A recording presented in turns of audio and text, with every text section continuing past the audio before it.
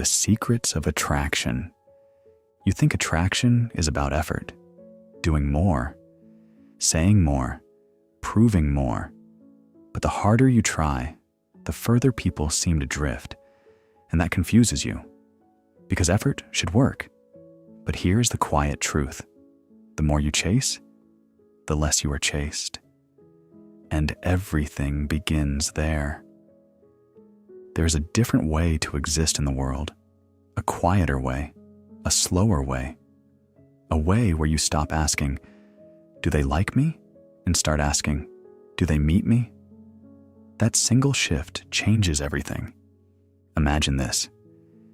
You walk into a room with nothing to prove, not because you are perfect, but because you have decided you are enough to choose. Not everyone deserves access. Not everyone earns your time. And strangely, the moment you stop needing approval, approval begins to follow you. This is where it begins. With a standard, not for others, but for yourself. Most people lower their standards to avoid being alone. They trade clarity for comfort. They accept what comes instead of choosing what fits. And slowly, they lose themselves. But the ones who are pursued do something different. They would rather walk alone than walk with the wrong person. They are not loud about it, but it is felt in how they speak, in what they tolerate, in what they ignore. And people notice, even if they cannot explain why. Because a person with standards feels like someone with options. And someone with options is someone worth chasing. But standards alone are not enough. You must also build a world. Your world. Most people try to enter someone else's life, to fit in, to adapt, to be accepted. But that is a losing game, because the one who adapts is never the one who leads. Instead, you create a space where you belong first, a circle, a rhythm, a way of living. And when others step into it, they feel something different, not pressure, but gravity. You are not trying to impress them. You are simply existing in a place where you already matter. And now, they want to matter there too. And without realizing it, they begin to adjust, to match your pace, your energy, your standards. That is the reversal. Because attraction does not grow when you become like them. It grows when they begin to move toward you. But here is where most people fail. They become too available, too predictable, too easy to understand, and the mind does not chase what it has already solved. Mystery is not about hiding everything. It is about revealing slowly, letting someone see just enough to want more, but never everything at once. You say less than you could. You leave stories unfinished. You pause at the most interesting moment. And in that silence, curiosity grows. Because the human mind cannot rest with unfinished things. It wants closure. It wants answers. It wants you. And now, they are leaning forward. Not because you asked, but because they need to know. This is how pursuit begins. Quietly. But attraction is not just curiosity. It is emotion, movement, contrast. If everything is warm, it becomes invisible. If everything is cold, it becomes distant. But when warmth and distance alternate, something strange happens. They feel pulled in, then pushed away, then pulled again. And that rhythm becomes addictive. A kind word followed by teasing.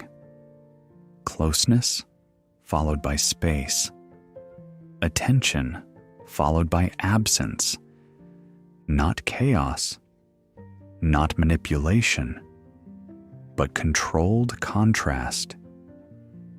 Because emotion does not grow in stillness. It grows in change. And the more someone feels with you, the more they attach to you. But there is another layer, one most people miss. Perfection is not attractive. It is intimidating. When someone seems flawless, people admire them, but they do not approach because they feel small in comparison. So instead, you allow small imperfections, moments of softness, tiny cracks in the surface, not weakness, but humanity, just enough to be reachable. And suddenly, you are no longer distant. You are real. And now, they do not just admire you. They feel they could have you. And that possibility is what drives pursuit. But there is something deeper still. Something invisible. Belief. Before anyone chases you, you must quietly believe you are already worth chasing. Not loudly, not arrogantly, but as a quiet assumption. You begin to notice small things, the way people look at you, the way they respond, the way they linger, and you collect these moments, not as proof, but as reinforcement. And slowly, your posture changes, your voice changes, your presence changes, because belief shapes behavior, and behavior shapes reality. If you believe no one chooses you, you act like it. If you believe you are already chosen, you move differently. And people feel that difference before they understand it. Finally, there is one last shift. You stop trying to be liked and start deciding who deserves to stay. This does not make you cold. It makes you clear. Because the truth is, not everyone is meant for you. And when you accept that, you stop forcing connections. You stop chasing outcomes. You stop performing.